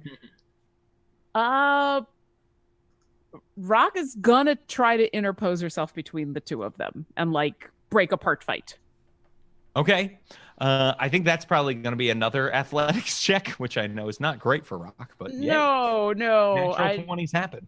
Yeah, let's see what happens with. You said is Rock rolling against me? Or are you rolling? Unless if you want her to break it up, then you don't need to roll against her. But yeah, No, you would I'm too tipsy. I have to roll. right. roll athletics against her. 30-20. It's an 8. Yeah. Okay, So she yeah, would like you're- try to break it apart and fail miserably, and just be like, stop. This is not important. This is the part where like you've only seen the tiny 5'2". Well, I'm 2 inches taller than Rock because Rock's 5. Yeah. But like Yeah. this, you don't see a lot of displays of strength on Isabel's part. But when you feel like her other hand against like your shoulder and just like the smallest push to send you off balance, that's when it's like, oh. Yeah. And she'll like wheel back and she'll say, stop. None of this is important. We have found the truth. The truth is all that needs to be said. And what you do from there is all your business. And Palmine says, but you see, the truth belongs to me. And everybody needs to make a Constitution saving throw as a thunder wave erupts from Palmine's other hand. Dang. Con. Ooh. I got a dirty 20. Oh, great. I might not 16. die. Where's my Okay. Constitution saving throw? I got a 3. on here? Okay. Oh, Poor +5 Torsten for my having a terrible day. I only got a 13. Person's gonna Okay. go down again. Oh god. So Torsten, you take 9 thunder damage. Puts me right at You are 0. thrown back against the wall. Everybody else takes 4 thunder damage and doesn't move. They're not blown back or anything. Oh my god, I'm still alive. Okay. What does that mean for Torsten? I'm at wrecked, 0, old lady. so I'm stable. So, all right, Torsten slumps against the wall. Oh jeez. Can Rock use her reaction to move in Torsten's direction and be like, not again? Rock can move on her turn. Torsten, it is your turn. I'm at 0, so no. Make a death so- saving throw. Oh, I'm not no. at 0, right? I'm just unconscious. Oh, right. Yeah. So you fall unconscious, and it is Rain's turn. Okay, so she's attacked us. That was an attack. Well, I Yeah. guess. I mean, Isabel kind of It was initiated it. yeah. She hurt y'all. So Yeah, all right. that was purposeful. I'm going to grab her other arm. okay. Because I assume if she, both her arm, I don't know, it'd be like a double grapple. If both her arms are, Yeah. Make a strength athletics check with advantage. strength. To try. Yeah. Yeah, that makes sense. Okay, that's just a straight D20 roll. Yeah. For me. So you'll have advantage for this since she's 16, already. Yeah, you grab her other arm. and I'll say we already found one dead councilwoman. We wouldn't want there to be a second. Oh my god! Make an intimidation check. Oh, shit. God, it's too bad Kadra's asleep downstairs. Ugh. Or Upstairs. Upstairs, yeah. Whatever. 14. Okay, a 14. She her head snaps around to Rock. And she says, if the truth is what is important, then you will tell everyone that I helped you expose Bajalin's lies. We will That also is the tell truth. we will also tell everybody that you attacked us. As And- Rock is like in the process of moving towards Torsten. I guess. So it is Isabel. It is your turn. And she looks like she is still struggling a little bit here. Is she struggling to get away, or is she struggling to fight us? she's struggling to get out right now. She can't do anything. So whether or not she will fight you once she is out or not is it's hard to say. Dang. See, this is the thing, is that like I don't want to attack her with my sword. So I'm going to treat her the same way that I would somebody that I was arresting who was belligerent back in my day, and just like punch the shit out of her. Oh, I'm just gonna punch her like straight in the stomach. Okay, go ahead. Yeah, I'm hoping to get 2 councilwomen thrown up on my shoes today. I'm sorry, I missed that. What was the roll? 1 second. I need to actually, because I just roll this. I am proficient in like an unarmed strike, right? Yeah, there it is. Yep. Yeah, you're proficient in your own unarmed strike, and it does. Why does it say damage 4? I thought. Because the damage is 1 plus your strength modifier. Ow. Yeah. Fancy. Unless you're rained, then it's. And then it's all sorts of other things. Yeah. Okay. So I get 2 attacks. The first one was a 12. The second one was a 15. Okay. The 15 is definitely going to hit, and I think the 12 does. Yeah, both hit. Oh, she is. So I'm gonna squishy. do 4 damage, just punching her straight in the stomach and telling her to get out. Okay. I don't mind if she has to crawl home, to be perfectly honest, which she won't because she has magic, but it'll make me feel better. I feel great. Cool. How's she looking? I mean, not great getting punched in the face like that. Yeah. I mean, she's definitely tougher than the average old lady. How is the fight in her eyes? When you do that, she says, "All right, fine. You win. You win. I'll go back home." And that's when Isabel's gonna like cup her chin and tell her, if you disrespect or threaten my friends in their own homes again, the next one will be a sword. And she'll go ahead and let go of her arm. Okay. Rock, it is your turn. Rock is moving over towards Torsten and is going to check on for the like once again freaking out because there's nothing that she can really do. And for the second time, like the last 10 minutes, is going to rush over to her friend and be like, do you have a healing? Can I just heal him or get out of here? This is not helping anything. And I don't know if she wants to if she can roll a medicine check. I don't know what she can do. She literally has nothing she can really do. She's just going to panic. Okay, so she's panicking. There's burnt feathers everywhere. She's just like trying to like hold up Torsten. Yeah, so you're panicking around Torsten. You can make a medicine check if you want. She'll try. Sure. I do actually have some medicine. Let's see what happens. 7. She's panicking. Okay. Total panic. Total panic. And Pauline is trying to get out of your grasp on her turn, Rain. Yeah, I'll let go. Okay. When you let go, she like dusts herself off and scowls. You got a little something.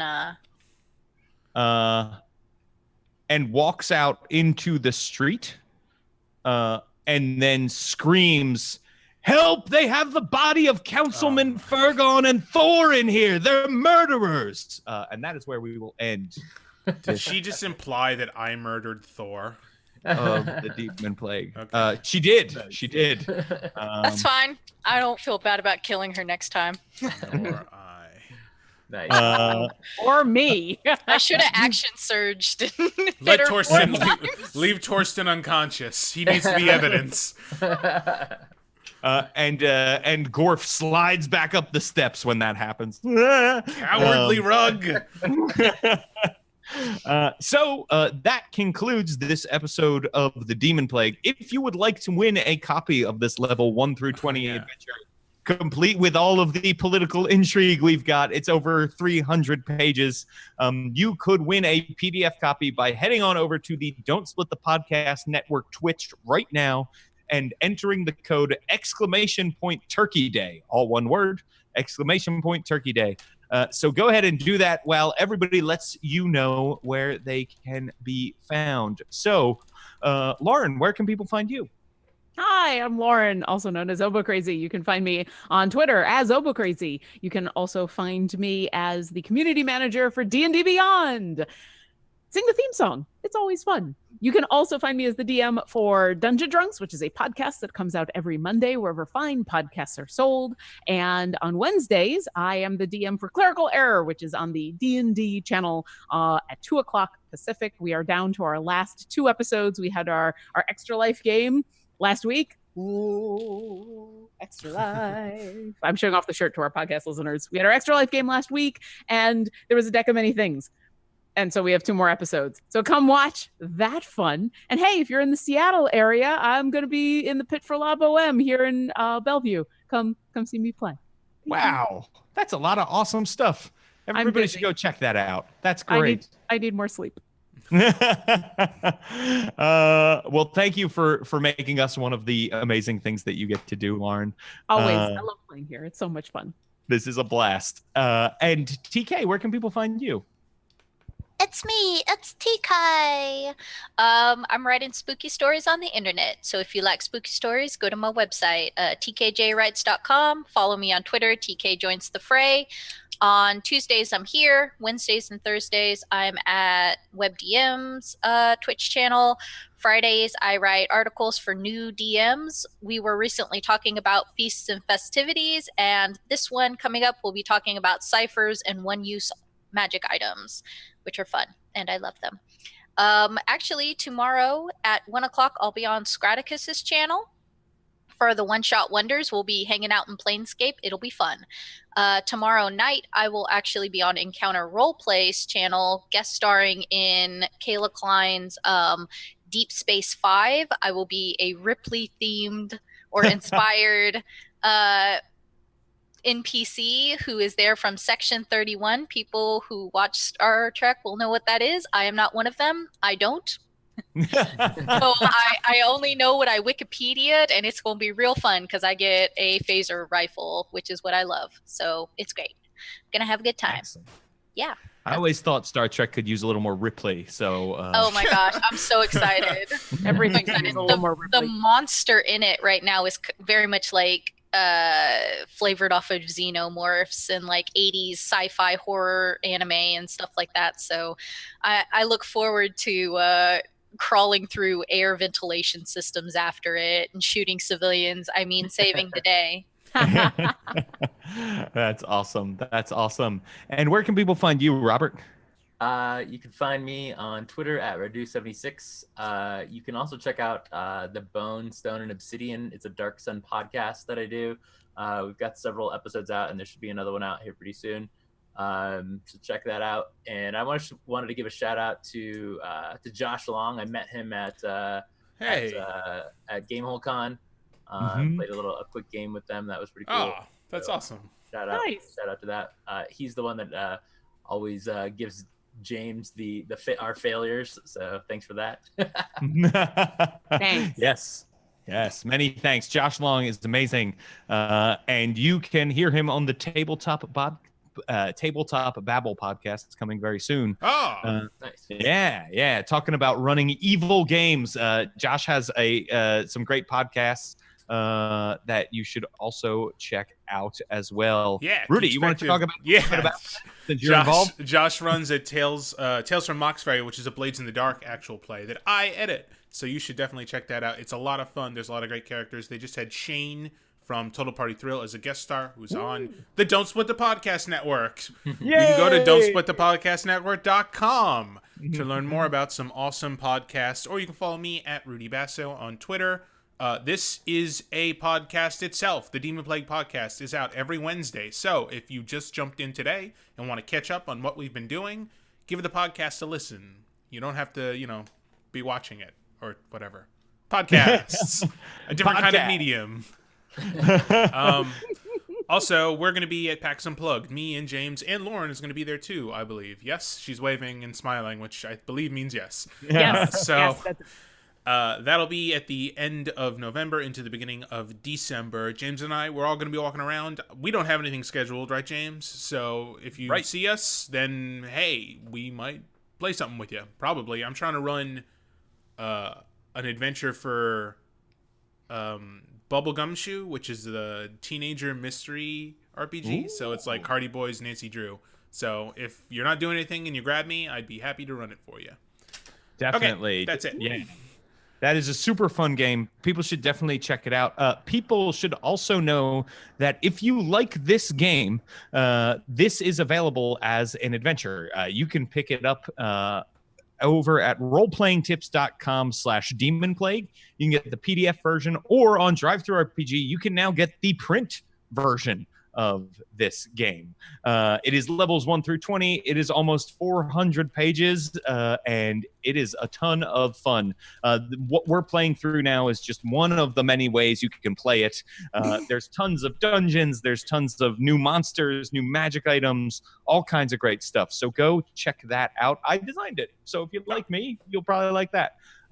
And another thing is, if you like me running games, I also yesterday started running a game for the RPG Burn Bright on the Roll20 Twitch channel. That's going to be every Monday at noon Pacific. So go check it out. Burn Bright is an original RPG made for the Roll20 system that I also designed. So I'm very excited about that. You can marry a spaceship. And also Farscape? Wait. Yes, you could marry a spaceship, and you could be a giant like stag beetle, and you could be a collection of flying bugs that form the shape of a human, and you could be a giant slug that puppets dead people. You could be 3 kinds of bugs in this Oh my game. gosh, it's so exciting, and I am 100% here for it. And you can marry a spaceship, and it's Farscape. I love it. And you could be a transformer. Okay, exactly. can I be a transforming spaceship? Other PCs can get inside of you and fly you around like a yes. And one of those PCs could be a giant slug that's puppeting a dead body. Yeah. I've always wanted to be Moya. See, right? I'm not crazy. Nope. I'm with you. I'm sorry. I'm just excited. No, that's fine. And of course, check out don'tsplitthepodcastnetwork.com for lots of great podcasts with me and Rudy and other folks. And now we're going to do a quick drawing here to see who will win a PDF copy of the Demonplague. So if you put ! Turkey Day, you have been entered for this. So Rudy, what does our bot say? Here we go. The winner is Joris 18. Joris, congratulations! Yay. You have won the Demonplague. So Joris, we will be. Yeah, I will be sending you a private message to get your contact information, and you'll be getting it shortly. Hey. And meanwhile, if you like the show, please hit the follow button. Smash that follow. Smash that follow. And everybody else, thank you so much for checking this out. Good night. Don't let the demon bite.